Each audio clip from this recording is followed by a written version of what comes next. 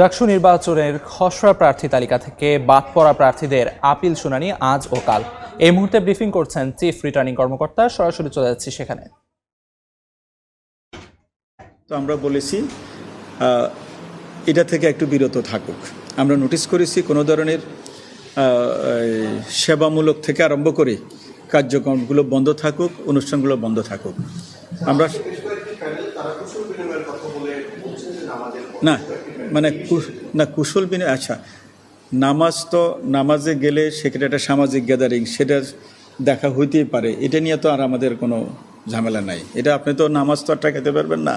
সে নামাজ পড়তে যাবে, সবার সাথে দেখা হবে, এটা একটা স্বাভাবিক প্রক্রিয়া। কিন্তু আমাদের নির্বাচনী যেই আচরণবিধি তারা এটা মেনে চলবে আমরা আশা করি। আমরা কালকে রাত্রের নোটিশের পরে আমরা দেখেছি যে হ্যাঁ, মোটামুটি আমাদের ছাত্রছাত্রীরা এই বিষয়ে কনসার্ন যে আমরা এটা মেনে চলব। থ্যাংক ইউ, সবাইকে ধন্যবাদ। হ্যাঁ,